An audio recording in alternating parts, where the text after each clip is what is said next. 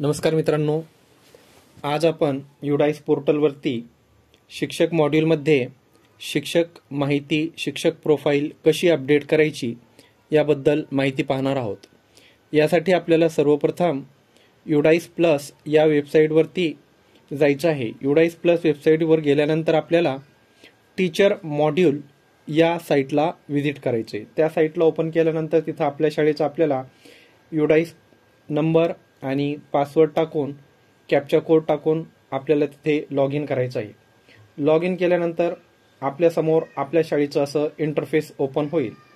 इथे आपण पाहू शकतो click here to open teacher DCF to fill the data नावाची एक मोठी टॅब दिसत आहे। त्या टॅबवरती आपल्याला इथं क्लिक करायचं आहे।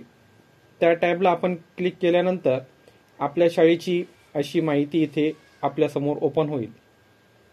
आपण इथे पाहू शकतो ज्या शाळेची माहिती आपण इथे भरत आहोत त्या शाळेमध्ये एकूण 2 शिक्षक कार्यरत आहेत सध्या, आणि त्या दोन्ही शिक्षकांची माहिती इनकम्प्लीट दिसत आहे। इथं इनकम्प्लीट समोर 2 हा अंक दिसत आहे। ज्यावेळी आपण या दोन्ही शिक्षकांची प्रोफाईल अपडेट करू आणि त्याला सेव्ह करू, त्यानंतर इथं इनकम्प्लीटच्या समोर 0 येईल आणि कंप्लीट स्टाफमध्ये 2 येऊन जातील।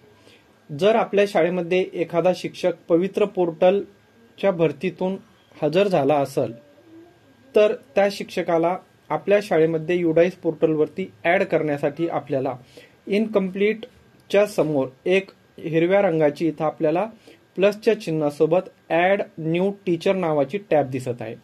या टॅबवरती आपण जाऊन जो शिक्षक आपल्या शाळेमध्ये पवित्र पोर्टल किंवा इतर माध्यमातून नवीन शिक्षण सेवक हजर झाला आहे अशा शिक्षकाची माहिती आपण आपल्या युडाईस प्लस पोर्टलला इथून नोंदवू शकतो।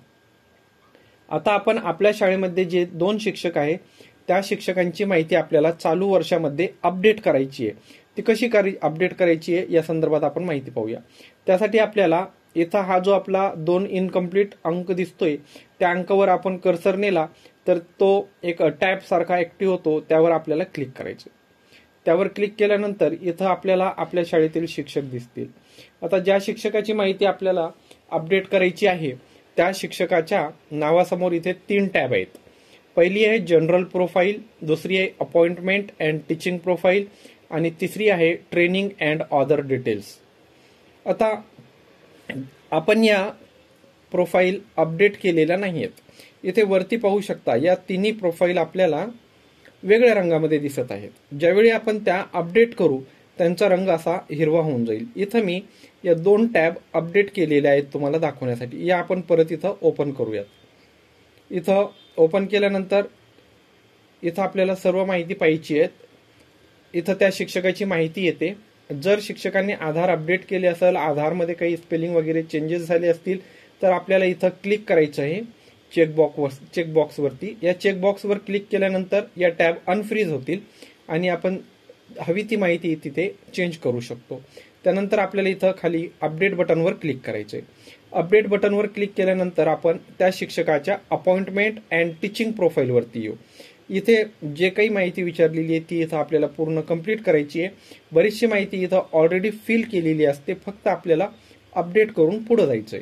अपडेट करून पुढे आल्यानंतर आपल्याला ट्रेनिंग अँड अदर डिटेल्स नावाची ही शेवटची टॅब इथे आपल्याला दिसत आहे। यामध्ये जे काही आपले शिक्षकाचे मागील वर्षी अपडेट झालेलं असेल, जे काही चेंजेस असतील ते इथं आपल्याला ते नमूद करायचे आणि इथं आपल्याला शेवटी अपडेट या बटनवरती क्लिक करायचंय।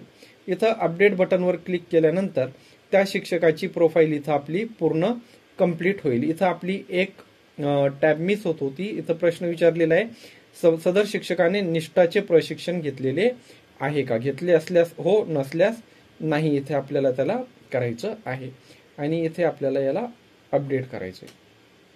अपडेट केल्यानंतर आपण पाहू शकतो आपण परत आपल्या मेन पेजवर आलेलो आहे आणि या शिक्षकाची माहिती पूर्णपणे तिन्ही टॅब आपण काय केलेली तिथं अपडेट केले आणि ते सबमिट केलेले आहे सक्सेसफुली। आता आपण इथं पाहू शकतो त्या शिक्षकाचं जो नाव आहे त्याचं पूर्ण कलर चेंज झालेला आहे। अशा प्रकारे आपण शिक्षकांची माहिती अपडेट करू शकतो।